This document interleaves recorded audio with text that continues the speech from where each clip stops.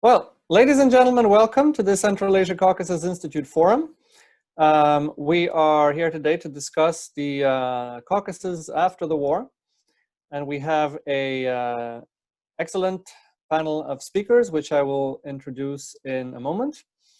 As way of introduction, I'll say that in a normal year, the Georgian election would get a lot of attention. We have just had an election in Georgia where the Georgian Dream government has been elected to a third term, something that's never happened before in Georgia, as far as I'm aware. Of course, in a very contested and controversial election that would normally merit a lot of attention and an event of its own. This year, of course, this happened in the shadow of the war breaking out between Armenia and Azerbaijan.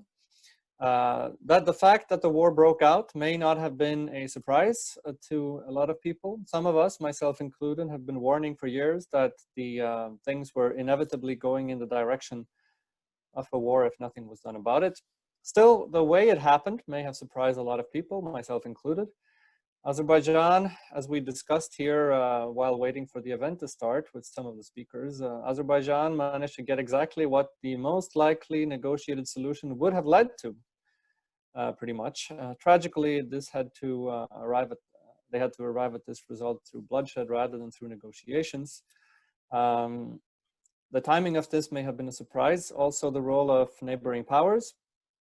The Turkish role was very prominent, and the Russian role was also prominent, perhaps not in the way that everybody would have expected. The Western role was much less prominent than what many would have thought, at least several years ago. And I expect our speakers will discuss these issues in the 90 minutes that we have. I should say before introducing our speakers that we had initially hoped to attract both speakers from neighboring and outside countries, as well as from Armenia and Azerbaijan. The Central Asia-Caucasus Institute is always focused on making sure that we don't speak over the heads of countries in the region. It was not possible to arrange that, however, at this particular time, for reasons I think that everybody would understand. What we will plan to do in the next coming weeks is to organize separate events where we will have Armenian speakers and Azerbaijani speakers separately talk about their views on the region after the war. Hopefully, going forward, we'll also be able to have them speak at the same events. In the meantime, we're glad to have several well-known experts and friends of our institute to assess the situation.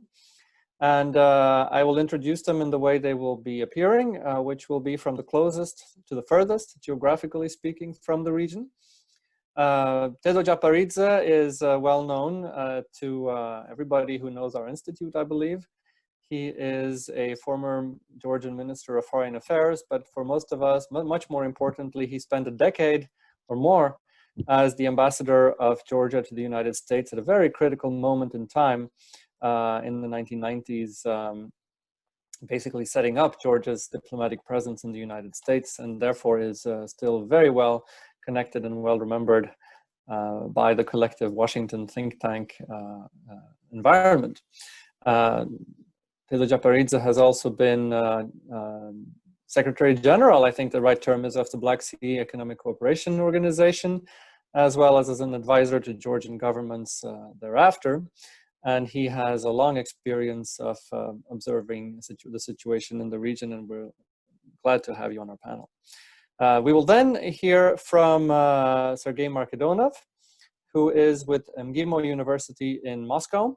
He is a lead researcher there, I think is a correct translation of your title. Correct me if I'm wrong. Sergei also spent, I think not several years ago, but still spent a significant amount of time in Washington and was... 3.5 years. 2.5 years?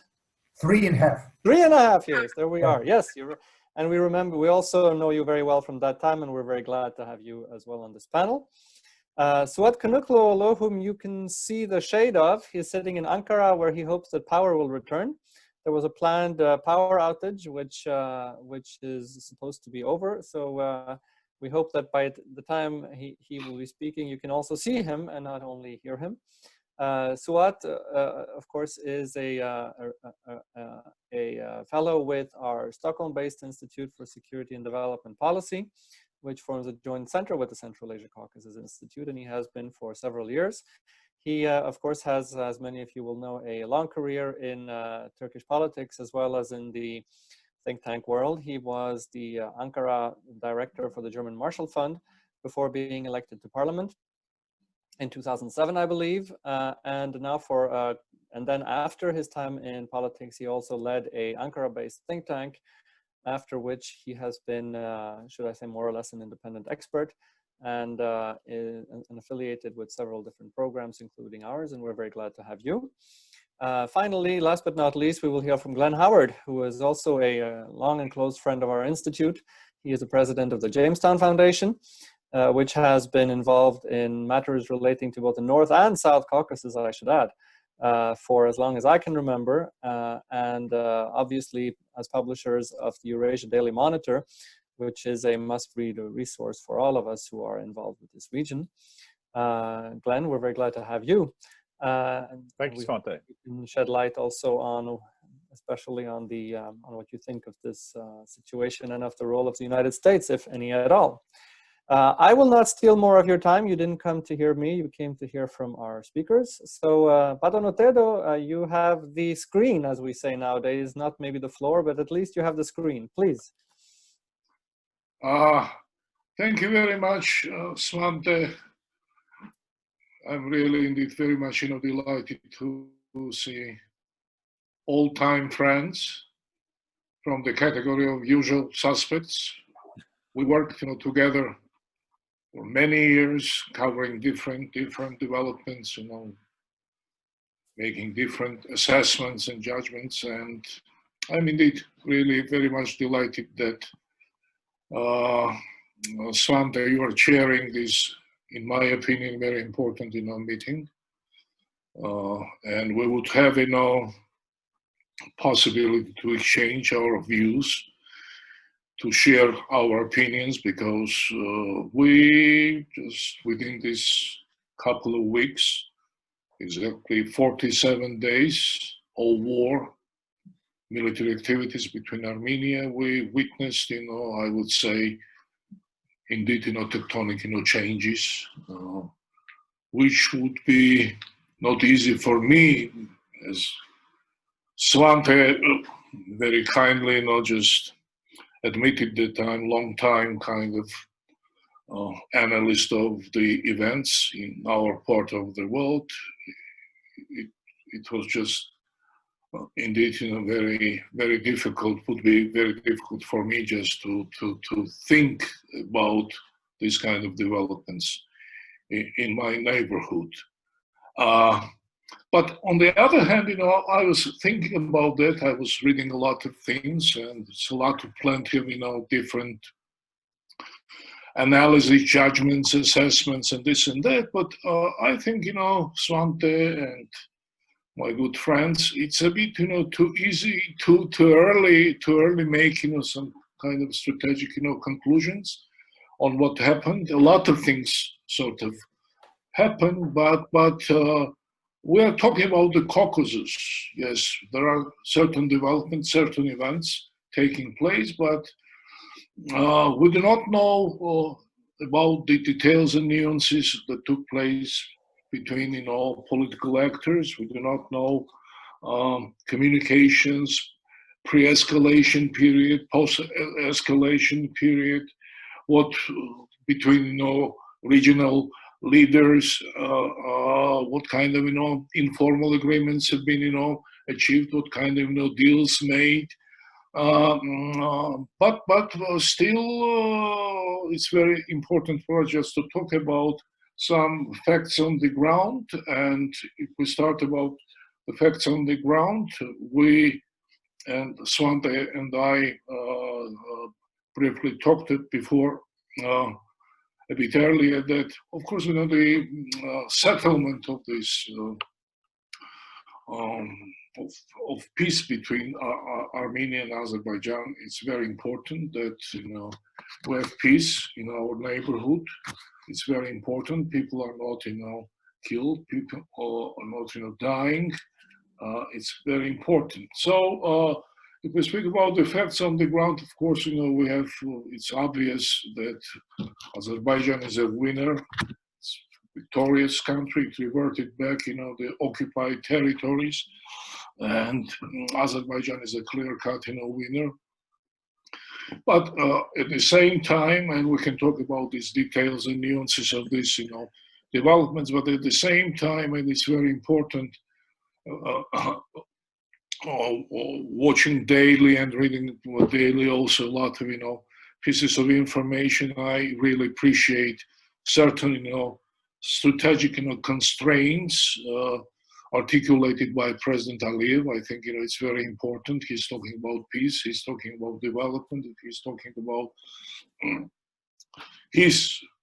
of course, he's very much, proud what he accomplished, but at the same time, he's thinking, as I understand, about the future. And in this regard, of course, the strategic constraint would be very important. Armenia, it's the biggest, I would say, strategic, defeat, and I think the biggest defeat after the Bolshevik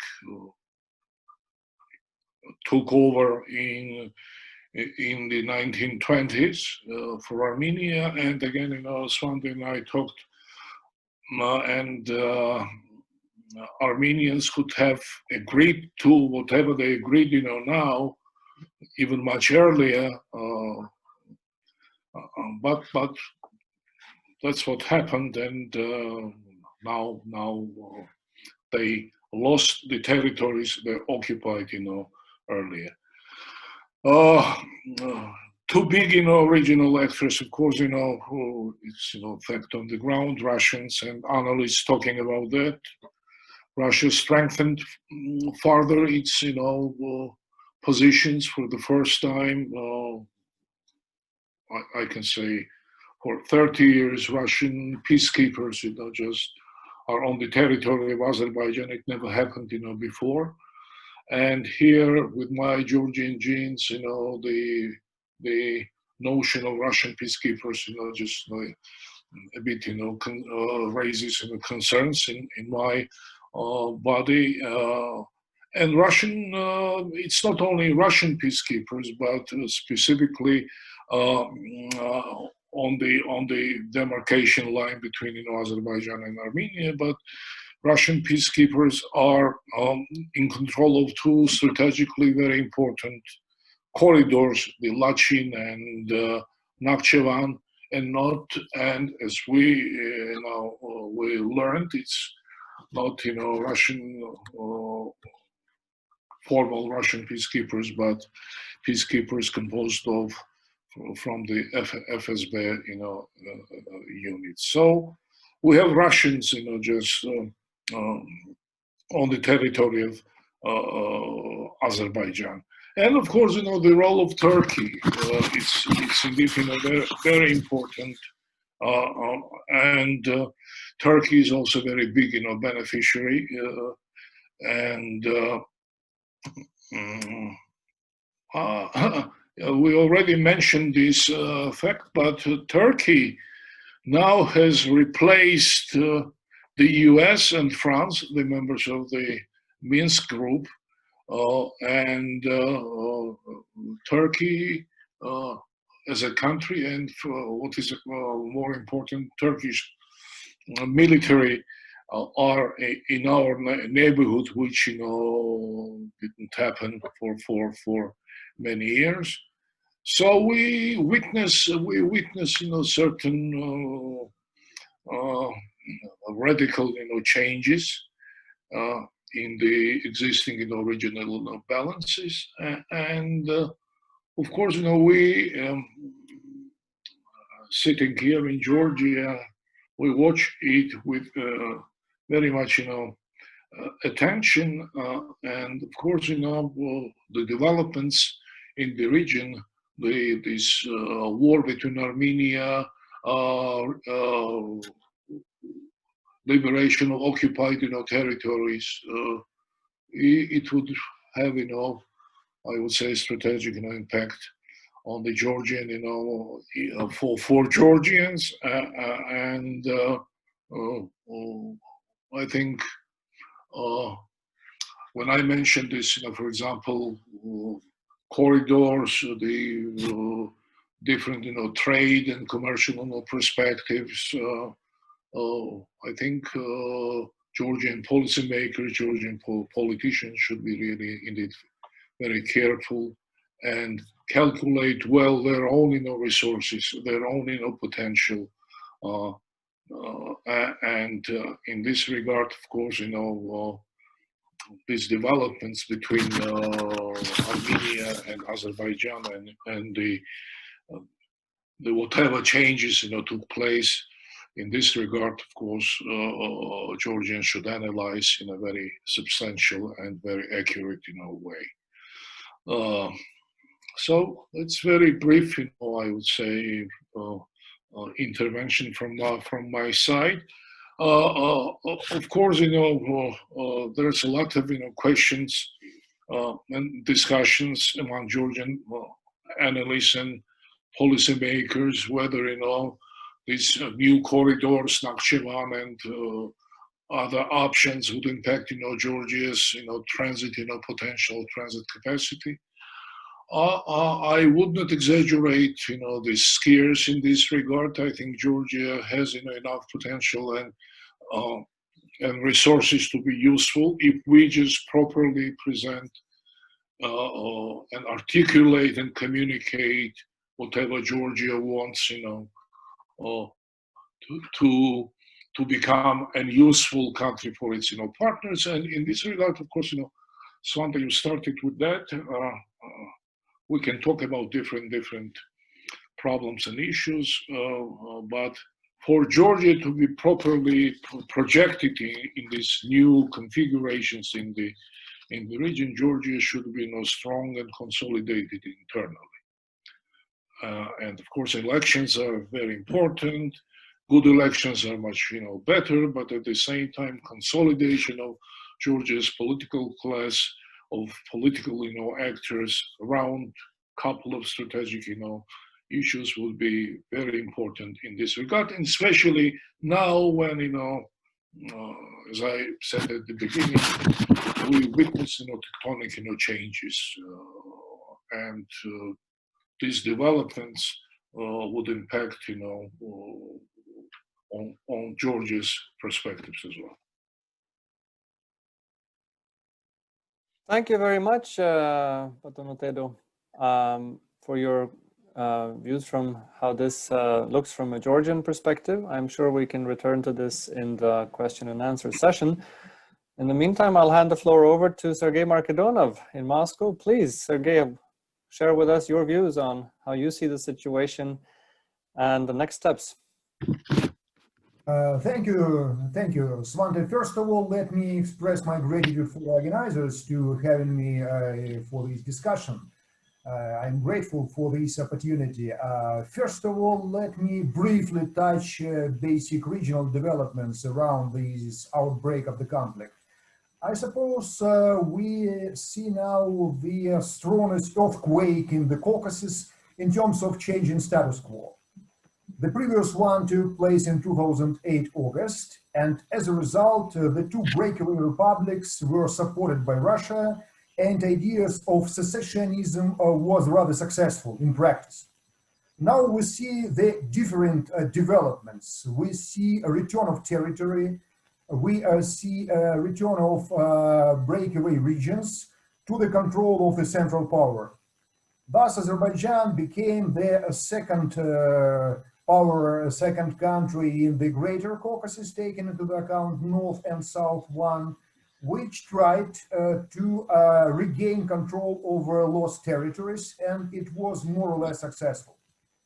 At the same time, we see that the conflict is not completely resolved. The war is over, the Second Karabakh war is over, but not all questions arose around this region are completely resolved. Because since the early 90s, we have seen clearly the two baskets of the problems in Nagorno-Karabakh. The first basket is connected with self-determination of Armenian community of Nagorno-Karabakh as a result of the collapse of the USSR. and the second basket was connected with occupation of surrounding areas which had not belonged to Nagorno-Karabakh. They had not inhabited by Armenians, and they were captured in order to ensure more or less strategic military security privileges for Armenians in Nagorno-Karabakh and Armenia. I suppose these baskets made this conflict more complex, complicated in comparison with some neighboring regions and some other post-Soviet conflicts. Some interest observation around the Nagorno-Karabakh conflict, its uniqueness and particularities. Observing the post-Soviet conflicts, we can register the two basic phases of them. First of all, was connected with dissolution of the USSR and problems existing there between Union republics and Soviet Union leadership, between autonomous region as well as Union republics. Settle the problems.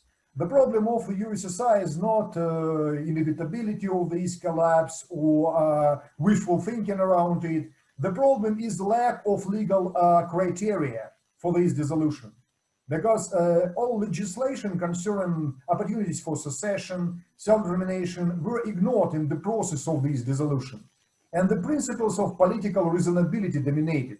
As a result, no criteria, opportunities for double standards, and so on. And as a result, after the first status quo, fixed in 1993-1994, we can see the evolution of all those conflicts from ethnopolitical to geopolitical. And we can discuss about the second generation of this conflict, maybe. Because after a decade or decade and a half years, we can see not only problems between Tskhinvali, Sukhumi, and Tbilisi, or Tbilisi and Moscow, but also problem between Russia and NATO, Washington and Moscow, Brussels and Moscow, and so on. The Nagorno-Karabakh conflict was unique in this context. First of all, no peacekeepers. Between 1994, between the registering of the first status quo till 10th of November. And we didn't see any geopolitical fighting around this problem. It was impossible to identify one side only with one geopolitical pole, like Armenians as only pro-Russian force and Azerbaijan is anti-Russian or pro-Western, for example. In Georgia or in Moldova, we can make those divisions. In the Nagorno-Karabakh conflict, no. But now we see the other format of geopolitization of the conflict. It's not connected with the Western-Russian rivalry. We see the growing factor of Turkey. Formally, Turkey is a part of the Western world. Formally, it's a part of NATO. It has the second biggest army in the NATO alliance, but at the same time, a lot of traces of self-sufficient behavior of Turkey, at least for last 15 years. Let's see on Iraq, let's see on Syria, Mediterranean area, Libya, a lot of disagreements between US and Turkey, France and Turkey, Greece and Turkey, disagreements inside within NATO. But let me pay attention to one important thing. Anti-Americanism, anti-Europeanism used by Erdogan does not mean automatically support of the Russian exclusive interests in different regions of the world, especially in the post-Soviet space and in the South Caucasus, which is important for Russia and represents subject for many concerns. And this factor now can be treated like a serious challenge, and it's necessary to take into the account. Because it's not properly pro-Russian or pro-Western side, but side having serious arsenals and experience of regional wars, be it Syria, Libya, and so on and so on. It's so important. The role of Russia. Since the first minute, maybe second of the new outbreak of the violence, many experts were perplexed by the absence of clear position of Russia. Because for last years, we have become hostages of the Crimea scenario. It's usual for us to see the immediate reaction of Russia on this and that event, and rather tough position. if we will speak about events of 2008 in the Caucasus or 2014 in Crimea, 2015 in Syria, and so on. But Russian position was rather cautious, and this is why a lot of rumors were about it and admirations on the role of Russia in the agreement on ceasefire. Some minutes ago, Svante said about admiration of people around new outbreak of the Nagorno-Karabakh. He said, I wrote previously about potential negative developments, me too, but nevertheless, it was surprise. With Russia also was kind of surprise, but it was not surprise at all, because absence of active PR did not mean absence of real negotiations. And after a ceasefire agreement, Vladimir Putin in his commentaries and interviews discovered a lot of details concerning negotiations and role of Russia in this process. Russia enjoyed this situation in what sense? Because both conflicting parties perceived Russia as a reliable, positive mediator and moderator. Let's observe a chronicle of interviews of Ilham Aliyev for Armenian leaders, be it Serge Sargsyan or Nikol Pashinyan or previously Robert Kacharyan. All of them specially stressed positive role of Russia, necessity to keep ties with Russia, and so on. This is why for Russia it was impossible to make any final conclusion or final choice. Yes, Russia is considering Armenia as a strategic ally, but this conflict was not in the territory of Armenia. There was not attack of Turkey on the Armenian border as well as Azerbaijan. It was a conflict for disputed area going back to the collapse of the USSR, problems with lack of legal aspects, political reasonability there, problem of nationalism, identities, and so on and so on. This is why Russia tried to be more or less balanced. As a result, just Russia, not Minsk OSCE group as whole, pushed the conflicting sides to sign agreement on ceasefire. Russia did not the same, but similar things in 2016 for the period of 4 days war or April war. Russia did similar things in May 1994 when ceasefire agreement was signed also due to Vladimir Kazimirov's particular activity and so on. This is why Russia went ahead in comparison with other co-chairs of ISA Minsk group. And one more uniqueness here, we have not seen any specific zealous attitude of the Western power to Russia. Usual and maybe traditional for other hot spots of the former USSR area. A lot of things, nevertheless, were not resolved, I'm repeating again, and this ceasefire agreement could be treated as a chance to resolve finally the conflict. A lot of things. First of all, status. Yes, of course, in ceasefire agreement, there were no mentions on the status, particular status of Nagorno-Karabakh, but territory of Armenian populated of Karabakh was specially introduced as something particular from the rest territory of Azerbaijan. We can see peacekeepers of the foreign power. This is why this territory is selected as something particular, with no clarifications right now. And we see the statements of the Russian official that final status will be defined later, taking into the account problems of return of refugees and IDPs, problem of reconciliation between Armenia and Azerbaijan. And Russia is not interested to accelerate this process and trying to have more or less reliable relations with Armenia and Azerbaijan. Well, last days I read a lot of things on the diminishing of the Russian influence in Armenia or disappointment of Armenians and so on. Of course, those opinions exist. It's impossible to deny them and to ignore them, but we should understand clearly the problem of real choices for Armenia, for example. For Georgia, it was more or less simpler in the early 2000s set, following Shevardnadze's formula about knocking the NATO door. Because NATO was opened more or less for this, and for Georgia, this vector was more or less considered as reliable. Now, I'm not going to argue about the choice of Georgia, but for Armenia, really, this vector is not existent, because Turkey is a NATO member. Without Turkey, maybe.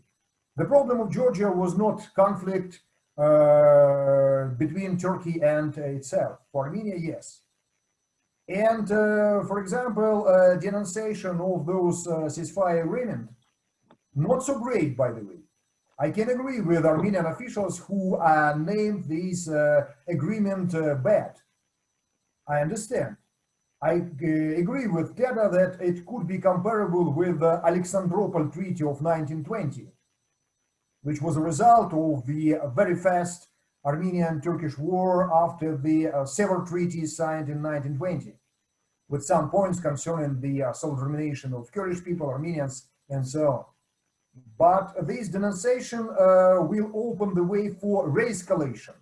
This re-escalation is not so beneficiary for Armenia and for Russia. It's interesting also that opponents of Pashinyan blame him, but at the same time, they are so cautious to blame Russia. Yeah, there are marginals in Armenia who are blamed and will blame everybody, everything, who are not in favor of maximalist demands. But the most of people are very cautious. As for Azerbaijan, now a lot of rumors, a lot of publications concerning the Azerbaijani-Turkish relationship, portraying them like transformation of Azerbaijan to a colony of Turkey or maybe protectorate of Turkey. I'm not sure that everything is absolutely clear there. Because Ilham Aliyev is a self-sufficient politician who tries to make distance from all key actors, from United States, from European Union. Yeah, Azerbaijan cooperates with European Union, but it does not aim to be part of EU like Georgia. Yeah, Azerbaijan is ready to cooperate with Russia, but at the same time, it's not going to be part of Eurasian Union or CSTO. It resolved the problem of territorial integrity with no engagement with those integration structures. But at the same time, there are some problems in relationship between Azerbaijan and Turkey also. For Azerbaijan, external influence itself as a problem is treated like a serious challenge. This is why don't overrate also this situation. And Azerbaijan developing and relying on the Ankara's assistance at the same time is not interested to irritate Russia or to establish some problems in the relationship with our country, taking into the account joint challenges problem in the basin of Caspian Sea or Dagestani plot of our common border and so on and so on. Of course, a lot of collisions appeared. First of all, they concern the ceasefire agreement text itself, because every text appearing in extraordinary situation provokes and provoked previously a lot of misinterpretations. I can mention in this context Medvedev-Sarkozy agreement, which provoked a lot of misinterpretations. The problem of translation, the problem of interpretations, and so on and so on. And now we see different signals from Moscow, Ankara, Baku on the peacekeeping operation, its formats, how Turks and Russians will cooperate around this problem. Will Azerbaijan be interested to accelerate the final solution, to push it faster, not taking into the account Moscow's interest? A lot of problems. We see the closure of one group of the issues and discovering the other one. Thus, I can make final conclusion. We see the stop of warfare, but political processes are going on. And of course, Russia will play a significant role in them. Thank you so much, and I will be open for your questions and critical notes. Thank you. Svante, Thank you very much, Sergey. Yes, Moderator. yeah, Svante, just very brief intervention, because we talked about that, and Sergey talked quite substantially about this issue.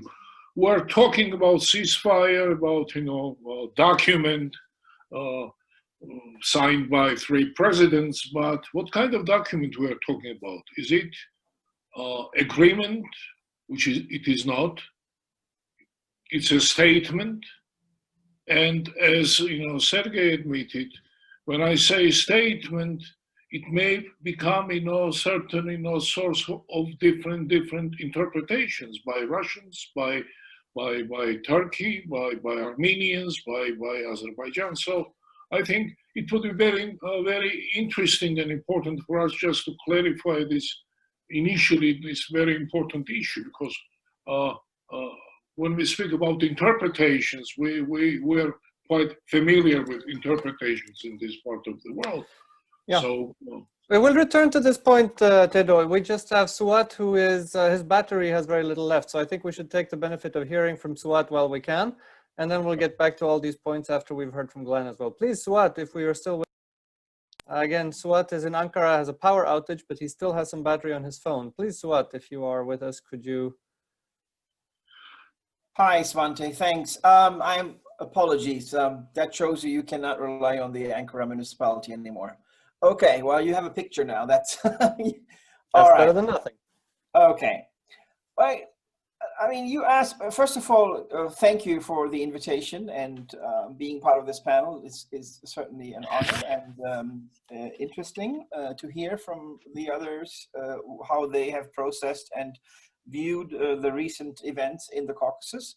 But let me provide you the Turkish perspective on what happened, how that was processed here in Ankara and also in Turkey throughout the country, and what that means for what happened in Karabakh and around.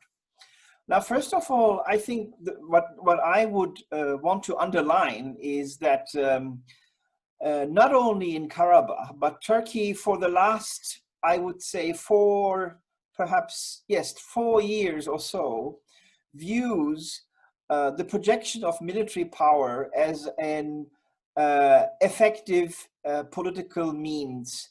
Unlike in the past, when Turkey was pretty much more in favor of diplomacy and soft power, etc., from Libya to Eastern Mediterranean to Syria, you see that many decision makers in Ankara feel that Ankara's voice is only listened to when there is projection of military power. So that's number one I would like to put on the table. The second point I'd like to make is, as Tedo confirmed, I agree with him, Azerbaijan is the clear winner in what happened. I think they have played this extremely well. President Aliyev has been building up his defense capabilities for a number of years. And I think the UAV technology being used throughout the conflict proved to be very instrumental, in my view, in achieving the outcome that Azerbaijan desired to achieve. So, as many people who were watching the Caucasus, given the Minsk group's inability to provide any opening in the conflict for many, many years, I think it was only a matter of time before this conflict would re-erupt again. That said, I agree with Svante that no one was expecting this to happen in the way it did, and as fast and abrupt, and providing a clear winner as it did, I think has been a surprise to many of us. Now, given, let me give you a bit of a flavor of the Karabakh conflict has been processed in Turkey. I think there's no need to tell that in this conflict, Turkey has been clearly siding with Azerbaijan. The Turkish public has been, it has always been very sympathetic towards Azerbaijan, given the linguistic and cultural affinity between our societies. And also the warming up between the leaderships over, I would say, the last 7-8 years, especially due to the energy links that now the two countries enjoy. But there's no doubt that Turkey had a clear interest in supporting Azerbaijan throughout the conflict. And actually provided assistance to Azerbaijan, which proved to be effective, and I think both diplomatically, militarily, perhaps also on the intelligence side. So I think it has been clear on which side Ankara was.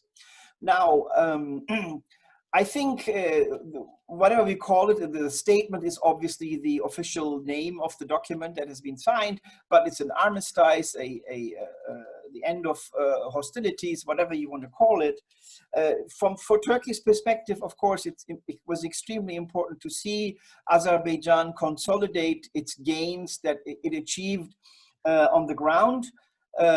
Also, the step-by-step withdrawals by the Armenians from Azerbaijani territory, which is partly completed, but will be completed by 25th of November, I think, and then the remaining part on the 1st of December. We will see how that will all play out, but I don't think anyone is expecting any complications. Now, for Turkey, of course, one of the most important aspects of the statement was the link, the territorial link between, although it's called a corridor, and under Russian, of course, supervision between Nakhchivan and Azerbaijan proper. I actually thought that I would never see this in my lifetime, but I was pleasantly surprised that this was part of the statement or the peace agreement, whatever you want to call it. I think for many Turks, it's important. I can understand, of course, Georgian concerns about the loss of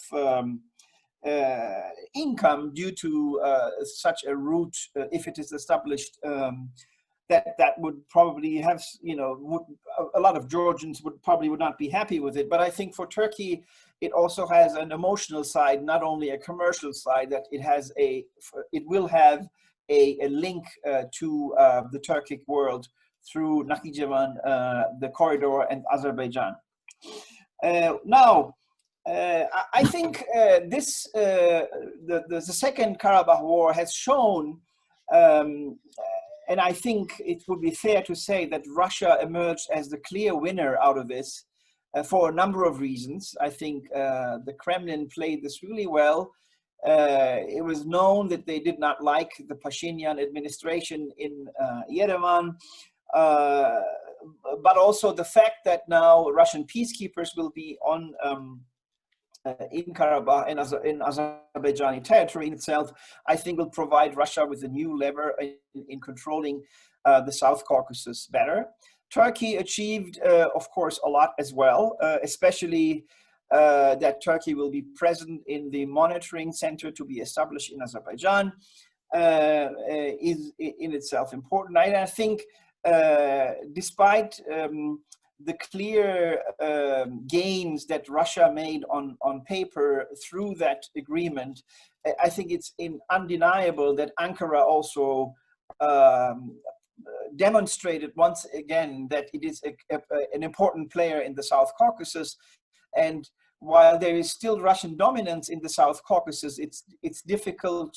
I think it would be difficult to say that Russia is the sole power in the South Caucasus. Turkey is also a power that needs to be reckoned with in the region. Lastly, I would say I think this Second Karabakh War has shown that we live in, we are now experiencing since 2014, 15, 14 with Crimea, 2015, Russia's entry into the Syrian theater, and also events since then, be they in Libya, Eastern Mediterranean, etc., that we see the end of the post-Cold War rules-based order. We see now an increasing tendency by individual countries to use project military power in given conflicts, such as the ones that I've listed. So we are probably entering, including in the South Caucasus, an era where military power rather than diplomacy will be defining the contours of new status quos that are being established.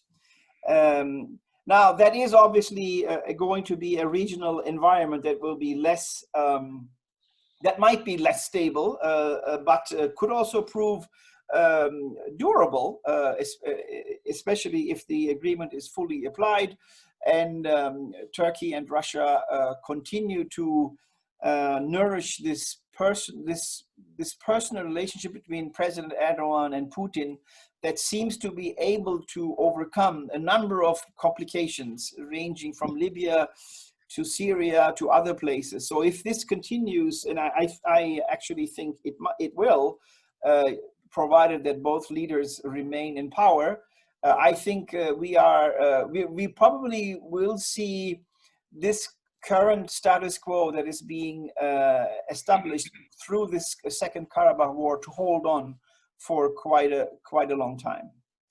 I will stop here, Svante, and I will stay on as much as I can. I'll let you know if you don't hear from me, then you know I'm gone. Thank you very much, Swat, and thank you for sharing your thoughts. Although we'll hope to see more of you if the power comes back or next time. Glenn, the floor is yours. You get to the last word, right? Not the fully last word, but at least among the presentations. And I would say that if you told me 10 years ago that this would happen and that there would be very little, if anything, of a U.S. role in the whole process that transpire, I would scarcely have believed it. But here we are. But that might not be your position. But tell me what you see from Washington. No, I agree with you, Svante, and thank you, first of all, to my friends at the Central Asia-Caucasus Institute and our colleagues there for the opportunity to speak today and appear. I really agree with you. I mean, we all find ourselves in a very historic crossroads right now in what has happened with this war. I fully agree with Tedo that these are tectonic changes that have occurred. I think a lot of people, and I think a lot of people were kind of hoping that the United States would be the power that would help deter Russia and help make everything fine in the South Caucasus. But I think that this conflict has shown that some countries can set out and try to develop a national objective, what is within its national interests. And I think that has been fully a part of what Azerbaijan has been trying to do, while other nations in the region have tried to pursue different aims and objectives. Azerbaijan clearly decided about 10 years ago that it wanted to build a national army. And it set out developing the military power that it needed. And yes, it's true, it had the oil wealth, the ability to with an economy based on hydrocarbons to build a country, but it's also built a military. And it set it out in a very pragmatic way that I believe that has really become what I would call a template for how countries in the region can deal and use military force in a way that it can accomplish its national objectives. Now, Turkey's fully, I totally agree with Swat, that Turkey has, and Erdogan have quite understood this, that the West is not going to, that the West respects the use of force and ability of a country, and as Turkey has tried to do pragmatically and diplomatically try to resolve its conflicts, but it's also been ready to use that force. So there's a couple things that that I just kind of wanted to basically hit upon, and many of the people have already today spoken about that. But for this conflict, the stars were basically in alignment for Azerbaijan, and what I mean by that is that everything possible for this conflict was made possible for its success, and I can go down the list of everything. Militarily, the technology transfers of the TB2 drones to Azerbaijan, the military training, the special forces training, and the technology transfer with Israel to Azerbaijan. Azerbaijan has not been sitting around twiddling its thumbs for 10 years. It's built a completely indigenous arms industry from scratch. Unlike as we're still sitting around talking about Ukraine and how to reform Ukraina Baronprom, Azerbaijan basically started from scratch, developed a military industry, and set about on a national mission with the capabilities and desire for it to be able to defend itself. And not only that, but militarily, Azerbaijan, this war should not be just seen as a standalone Second Karabakh war, but it's what I call the continuation war. I mean, this is, when Frederick the Great was fighting in Silesia, it wasn't a period of one war. It was a whole period of series of wars and conflicts. And we can go back to the 4-day war in 2016, which Azerbaijan fought. And there was always a steady process of military learning, adaptation, refinement, use of diplomacy, calculated risk, that where Azerbaijan was trying steadily to keep improving and developing and refining its military capabilities. And so that is an aspect here that was also very, very important. The other part is the diplomatic aspect of it. And I think that Armenia has, and Pashinyan's insistence that there can be no discussions and that these territories were part of Armenia since the 4th century is really, in ignoring the Madrid principles, and everything that occurred in diplomacy up to this point was complete ludicrousy. This is just like, basically a recipe and a template for disaster on Armenia's part. And I really feel sorry for what has happened in Armenia with the loss of life, but it was a reckless gamble by Pashinyan beginning in July with his military offensive in Tavyz, an area not even adjoining Karabakh, but Azerbaijan proper. I mean, and Azerbaijan reacted to that July event and said, basically, it was decided that it's impossible with Pashinyan to resolve this diplomatically. And so they also went back. And so Pashinyan's attitude and response also irritated Moscow. So when I say the stars were in alignment, you have Putin, who is very irritated by Pashinyan to begin with. And then he's trying to recklessly gambling in Tavyz with that offensive against Armenia, or against Azerbaijan, was basically, it was a situation that was being set up. You take this situation and then you put in the diplomatic aspect of the OSCE.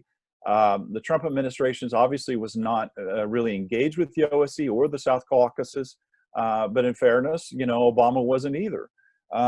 So I think you've got, and I know many people will agree with me that the OSCE has shown itself as basically a moribund organization. It's unable, its time has come and gone, and it's basically ineffective anymore. And it was an organization born out of the 1990s when Russia was a weak state. Now you have the emergence of Turkey as a regional power, and Azerbaijan has been able to accomplish everything on the battlefield that was in the Madrid principles. And this was done working with Russia. So militarily, President Aliyev has been sitting around reading Clausewitz. It's war is politics by other means. And he, as to quote Bismarck, he rolled the iron dice and he won. And to quote Bismarck again, diplomacy is useless without force. And I think this is why I go back to this being a template. And in many ways, this conflict, the Second Karabakh War, is to me, very reminiscent of the Franco-Prussian War in 1870. This is a case where Germany was technologically industrializing, building a military, and it came in and it cleaned the clock of the French, and it was a major changing point in Europe that marked Germany's emergence. And in this case, in the Caucasus, this war has marked Turkey, but also Azerbaijan's emergence as a regional power, along with Turkey. And I think we need to kind of go back and reassess everything we thought about this region. And it also shows in the technological prowess of Turkey with its technology transfers. Now, many people can argue about the peacekeepers in Karabakh. I agree with Tedo that it is a game changer, but I like to remind people that the Russian peacekeepers are going to be down below in the passes, and the Azeris are in the hills and on the mountains. And so the Russian peacekeepers are going to be looking up. It's equivalent to Russian peacekeeping in the Hindu Kush. You know, this is just not. I don't think it's going to go well. And Azerbaijan militarily is barely ready to turn this on, and on and off. And so going back to the U.S. position and the stars being in alignment, the Trump administration made a decision to stay out of this. It's preoccupied with the domestic situation, the elections in the United States. And I think that if there's a Biden administration comes in, it's also too little too late. I mean, Samantha Power wrote a piece today in Foreign Affairs that talks about America as the can-do power. You know, like we're going to go in and we're going to start resolving all these conflicts everywhere, combined with everything. And what are we going to be able to do in Karabakh other than Kamala Harris siding with the Armenian lobby and basically putting pressure on Azerbaijan, which non-existent? What are the U.S. tools in this conflict? I mean, give more economic support to Armenia. So I think that long-term, there's a lot of very interesting trends that have occurred. I think the role of economics played a role in Putin's decision. And I find that interesting. And I think that the role of Turkey and Russia being able to work this out, grudgingly respect. But I think the other thing that was a game changer in this conflict is Turkey putting the F-16s in Ganja. That was basically a signal to Baku that we have your back. And if something happens in this conflict, Turkey will be with you. And I think that was whether you want to say Putin was late, he didn't understand it, I think Putin understands the role of power and military power.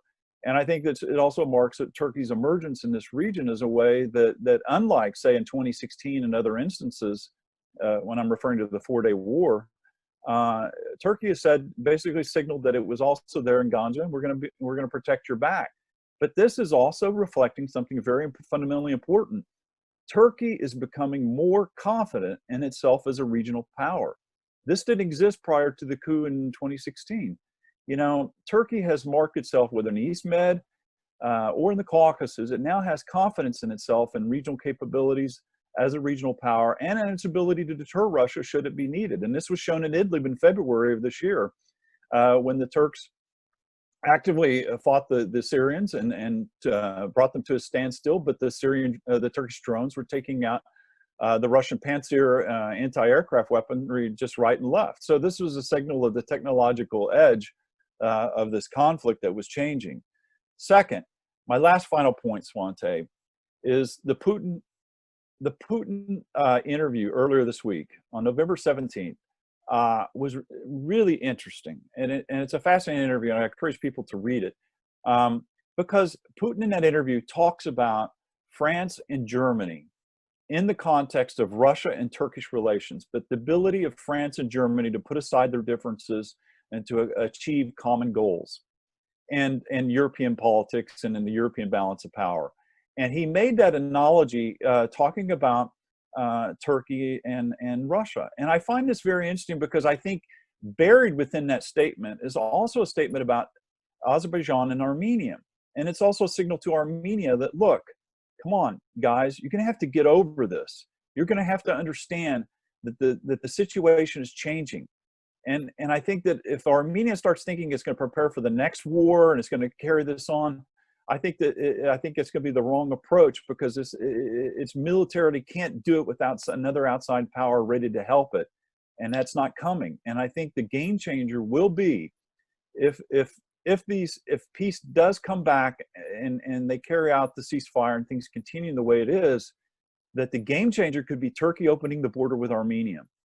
And if that happens with Azerbaijan's consent, that will be a game changer in Turkish influence because the Turks are already talking about a land corridor to Central Asia via Nakhchivan in the agreement that Russia has created. And I would say in Nakhchivan as a part of that aspect, that wasn't part of the ceasefire, but it was added at the last minute. But that was more the role and influence of Ilham Aliyev on Putin. And it was him convincing Putin that they needed this, and it was needed for Turkey. And I found that very, very interesting, because the Turks are interpreting the Nakhchivan aspect of that in a much different way than other people are. They're looking at maps of Central Asia and say, aha, we now have land access to Central Asia. And I find that very interesting, and something we really need to keep in mind about how Nakhchivan role grows and evolves. And I'll stop on that point and look forward to people's questions. Thank you very much, Glenn. Thank you for all our speakers. I think you've put a lot of interesting points on the table. I look at some of the questions that are coming, and I'd like to start with the big one that several people, including Ambassador Hoagland, Fariz Ismailzadeh, have been raising, which is the Minsk Group.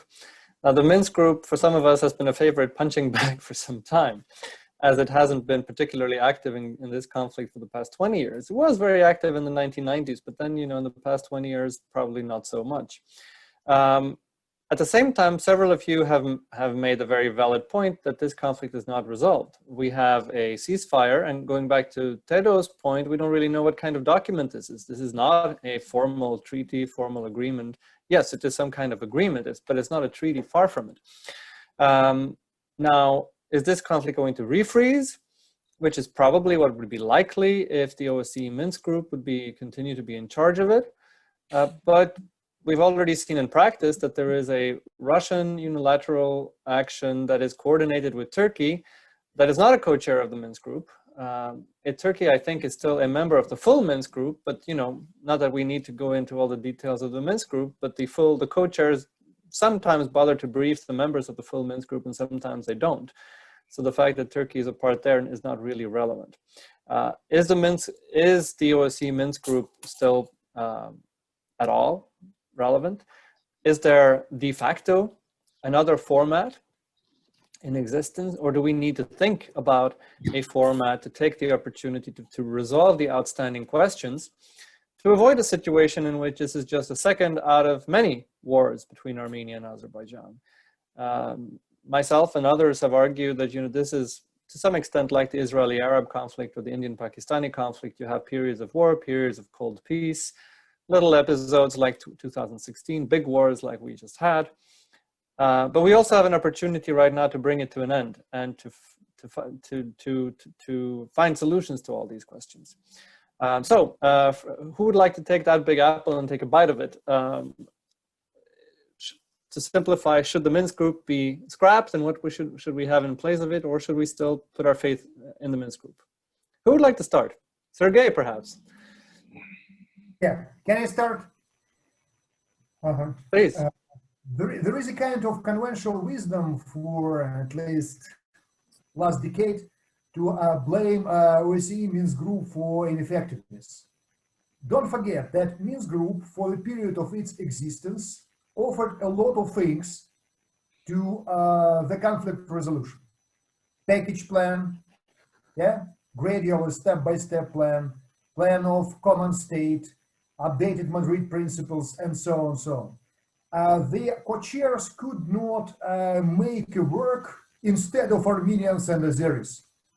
They can mediate, they can push the conflicting sides together, but they cannot resolve the conflict itself without the will of conflicting parties. It's necessary to accept, I suppose. The other point, in spite of existence of Minsk OSCE Group, we saw a lot of traces of specific Russia role. Let's remember a situation of 2008, Mine Door Declaration. The first case when the two leaders put their signatures after a ceasefire agreement of 1994. It was done due to Russia. Let's remember the case of Kazan Summit and Kazan Formula. I suppose that after Kazan Summit of 2011, the conflicting sides discussed only some issues how to avoid or prevent incidents. It was not dialogue in substance. Kazan was the last time when the sides really discussed problems of compromise, their value,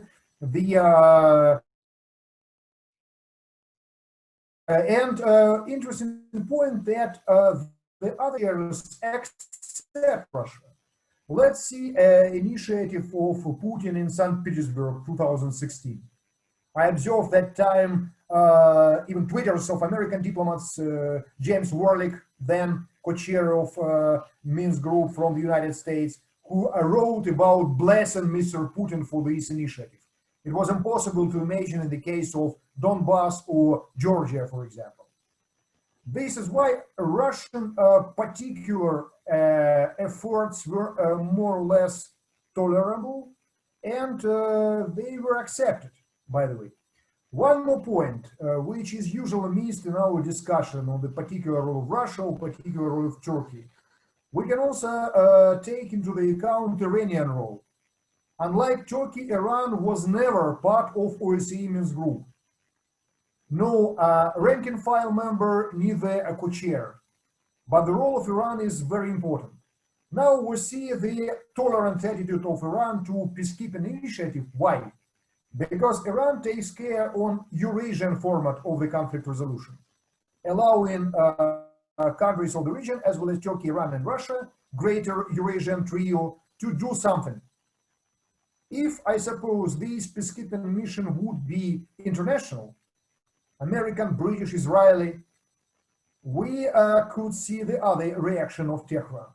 This is why Minsk Group was not officially dissolved, I suppose, but at the same time, we should also take into the account particular role of Russia, Turkey, and Iran, inside the group and outside of it.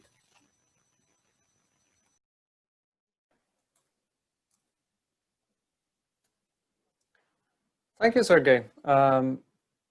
Does Suat or Glenn, would you like to add something to the issue of the Minsk Group or alternative mechanisms for trying to bring a real solution to the conflict? I can say a few things. Please, Suat. You know, without going into the technical details of the Minsk Group, I think it's what is clear now, and this is pretty much dominating the debate in Ankara, is that with France being one of the main members of the Minsk Group, that there is an imbalance there, and either France needs to be replaced by another European state like Germany or someone else, or that for the Minsk Group to be a viable diplomatic platform for a future a resolution of the conflict. It's clear, if Turkey, of course, if France continues to be a member within the Minsk Group, then Turkey or another state that is supportive of Azerbaijan should be in there. If that cannot be facilitated, which I can foresee, then I think it would be fair for the Minsk Group for France to be replaced by a country like Germany or another European state that has a somewhat neutral position towards the two states, namely Azerbaijan and Armenia.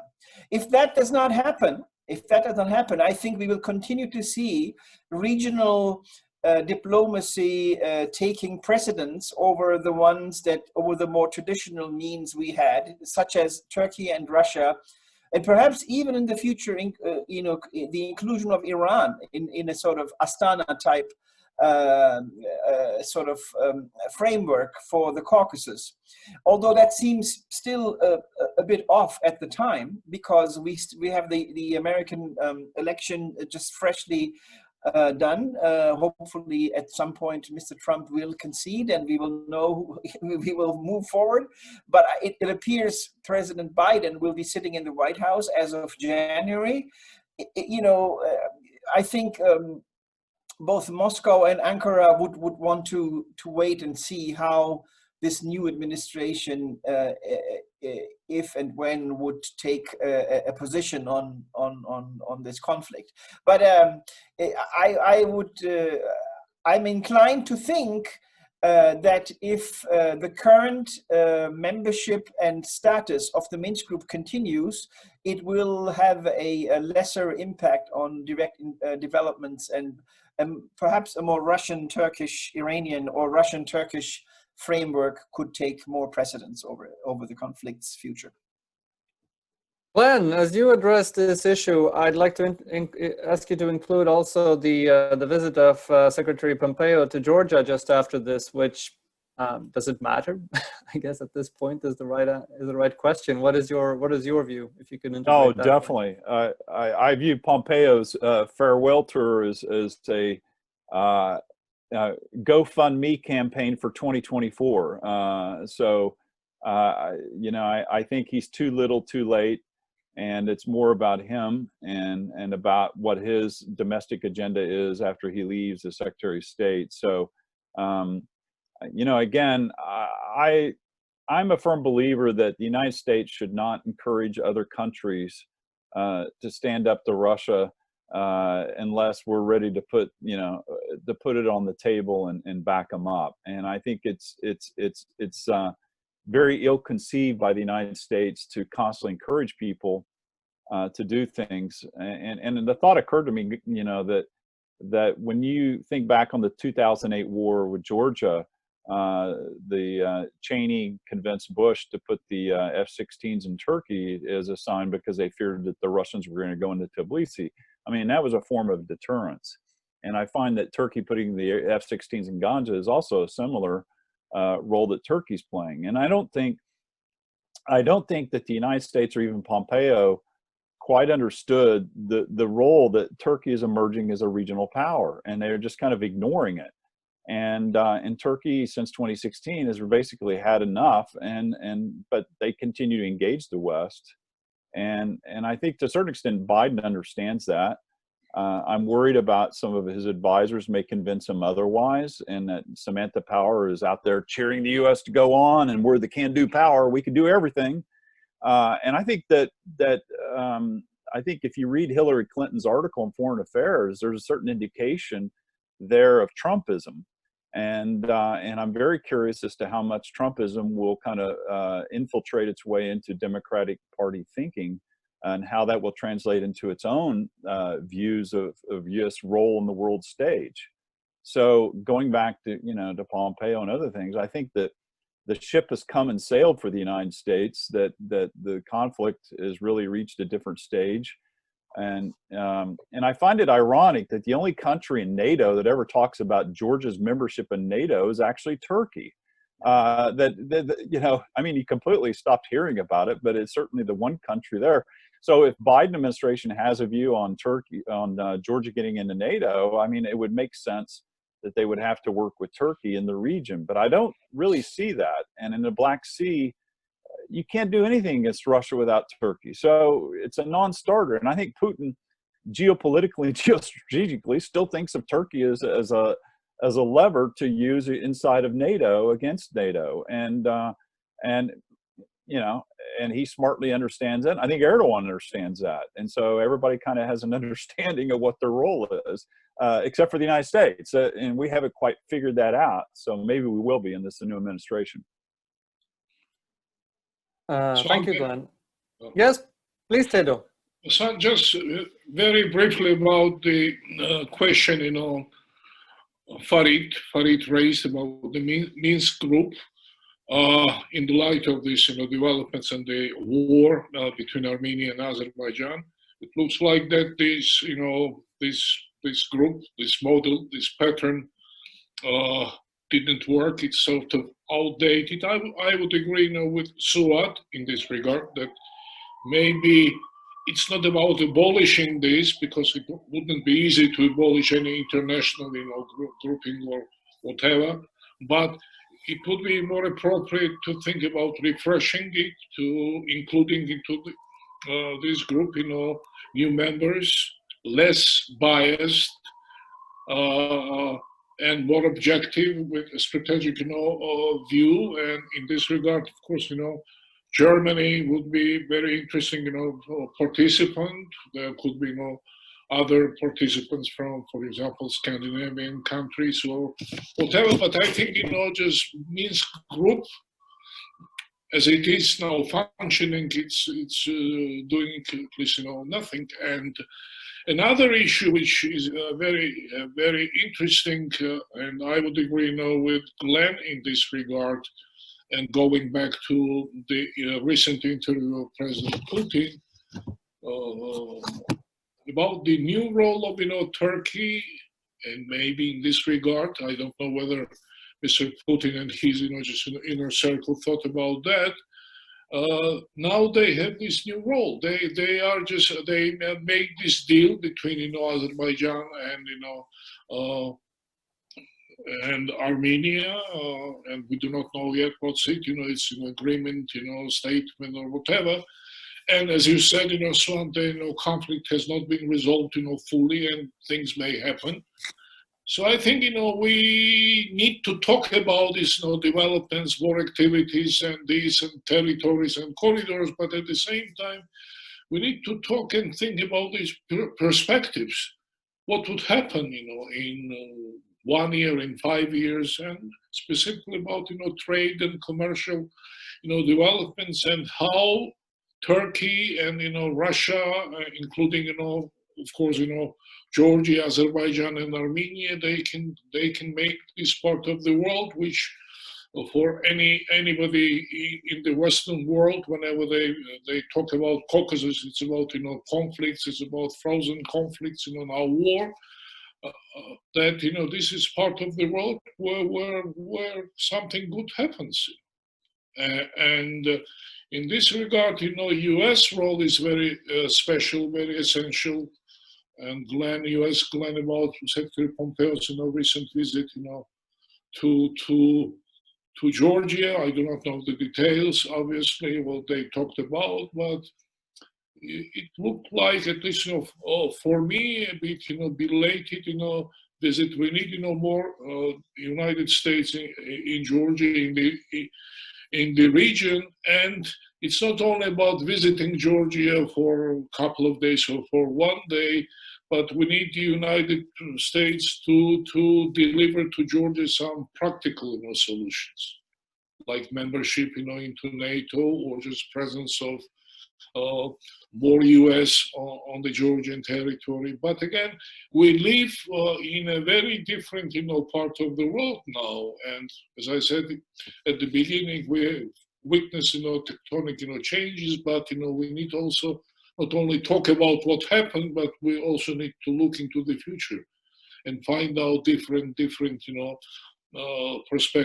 perspectives. And in this regard, I would look at Georgia and its potential, transit potential. Of course, in the Nakhchivan corridor, it looks very interesting, but I would say that it's a bit premature to talk about it. But I would look at Georgia as a small pad of opportunities in this part of the world, where different strategic interests for big actors as well as our immediate neighbors may intersect and create positive synergy.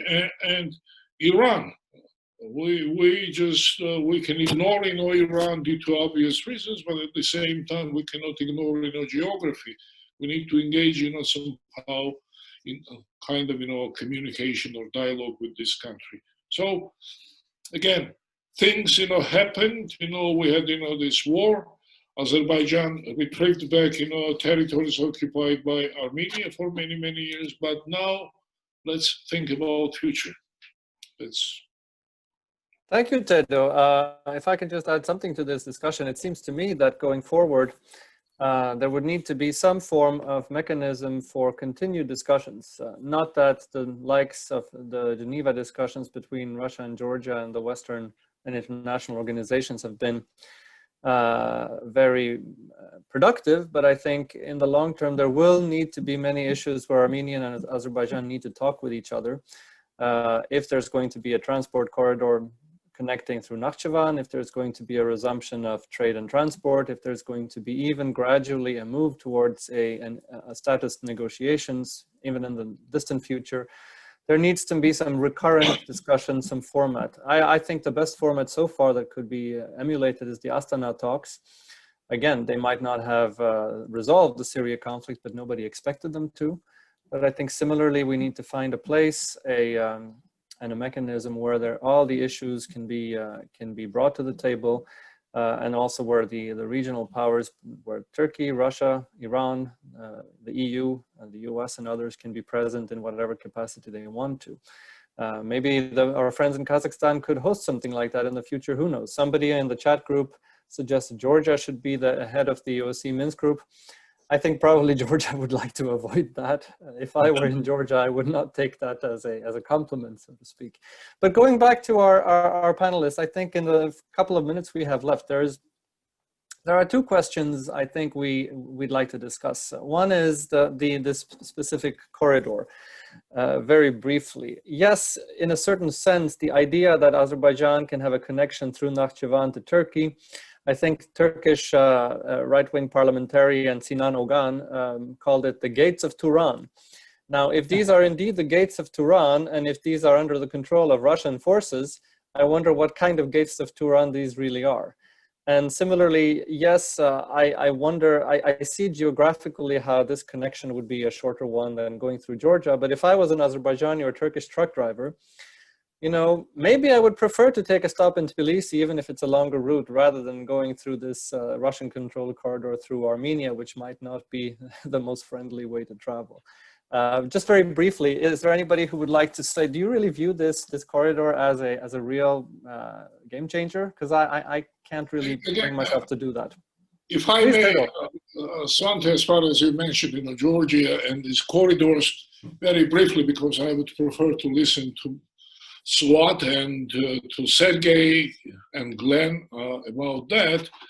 Again, whatever discussion about Nakhchivan, these corridors, again, you just said, and I agree, and it's fact on the ground, controlled by Russian FSB, you know, units and this and that. And it's not that I'm a Georgian, and of course I would love to promote, you know, Georgia's interest, which is obvious, but it's geographic fact on the ground, you know. If we speak about, you know, perspectives about trade, commercial links, developments, you know, infrastructure, speaking about this peace settlement between Azerbaijan and, you know, Armenia, and I mentioned that we need to think about perspectives. You cannot do things without engaging, you know, with Georgia. Georgia looks like this obvious natural transit, and Nakhchivan corridor may happen. Railways may be constructed. I'm not, you know, denying these possibilities, but at this moment, the fact on the ground is that Georgia's transit capacity is the most interesting, most, you know, practical, which may be used by Azerbaijan and Armenia, and Turkey is already, you know, through Kars, Tbilisi railway. Turks are already engaged in that, but, you know, don't ignore, you know, Georgia. Think about, you know, Nakhchivan. Think about, you know, different new corridors. But again, you know, Georgia still matters. And of course, you know, as I said, Georgia is a small pet where the strategic commercial trade, you know, interests would intersect, may be very perspective. Thank you, Tedo. Suat, please tell us, what do you think? Is this a game changer, this corridor, or is this a pipe dream?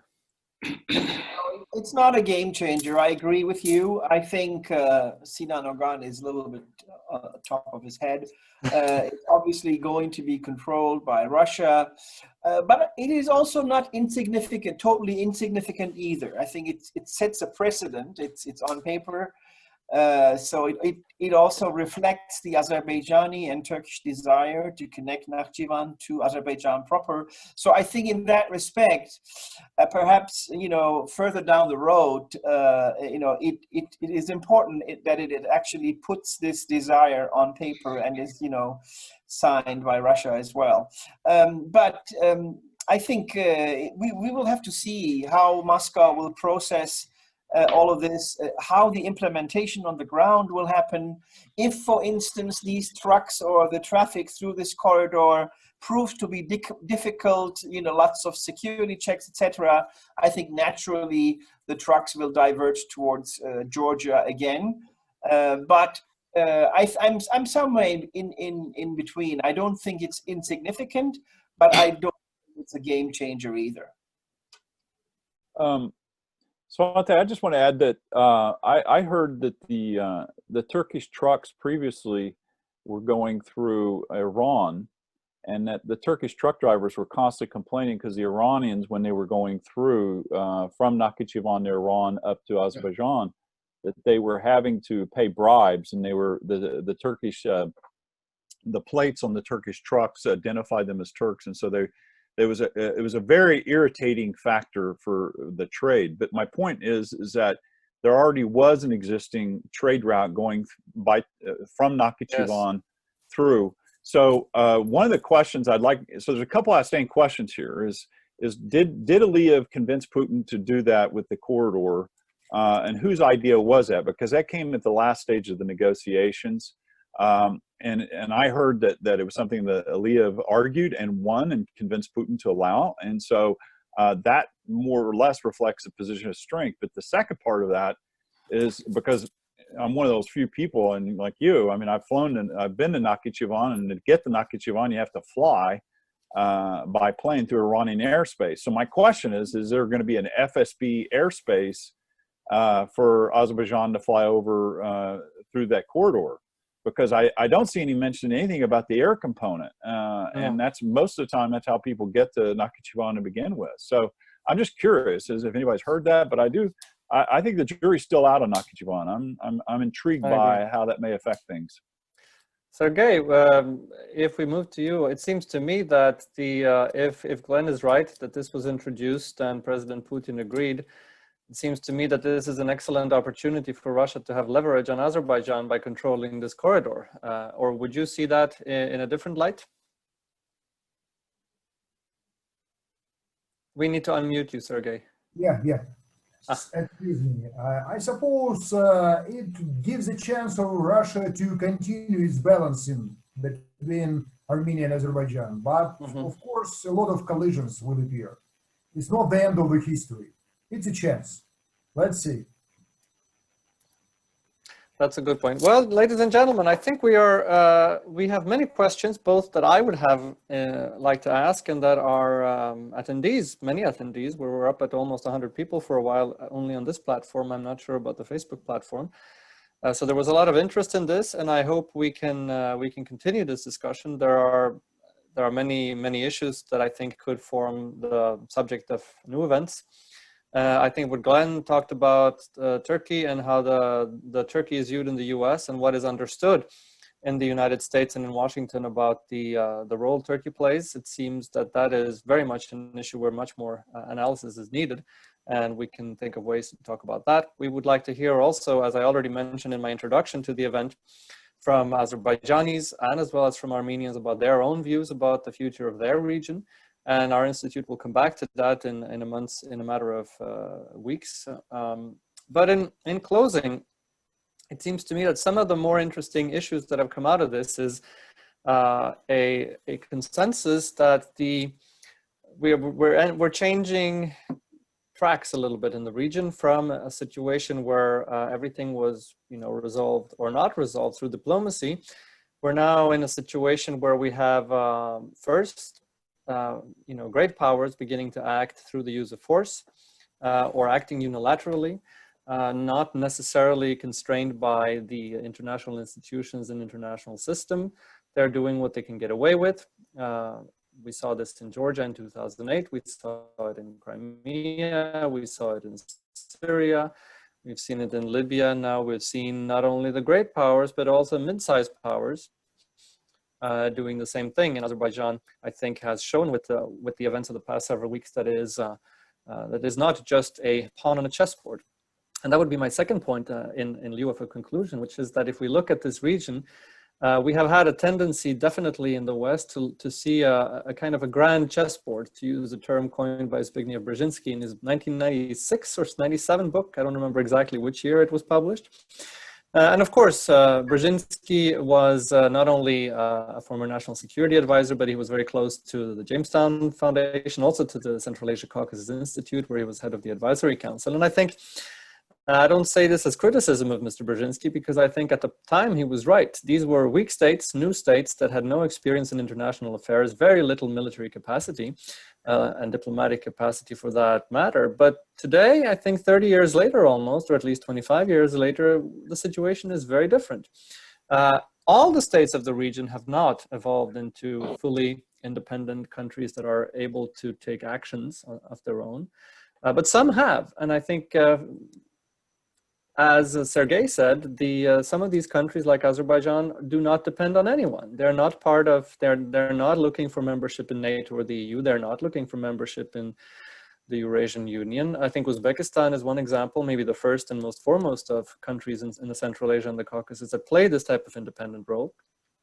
In Central Asia, even Kazakhstan, in spite of its tight connections, institutional connections with Russia, is similarly acting increasingly independently, coordinating with Uzbekistan in terms of Central Asian regional affairs. And in the Caucasus, we have seen for some time the emergence of Azerbaijan as an independent player that is able to get things done. And I think that is something that we have analytically perhaps failed to see on a regional perspective, that this is not only a chessboard where the great powers, where the Americans and the Turks and the Chinese and the Iranians and the Russians are competing with one another, but we're very much the agenda is set by local countries. And I think that is something that some people in the region have understood and some have not. Some still view it as, you know, in Turkish there is this term called üst akıl, which Erdogan uses, which means this greater brain behind things, that somebody outside is coordinating stuff and you are being acted upon. But in this region, I think it's not just the great powers acting on the small countries, but it is very much the mid-sized countries acting in the region as a whole. Obviously, this is an issue, the Caucasus going forward, but more specifically the Armenia-Azerbaijan relationship, one which we will return to. For now, I would like to thank all our speakers. I would like to thank Tedo, Sergei, Swat, and Glenn for what I think was an excellent discussion with many useful points. And I'd like to thank all our attendees for their comments and for being part of this conversation. We look forward to connecting with you all very soon. Thank you.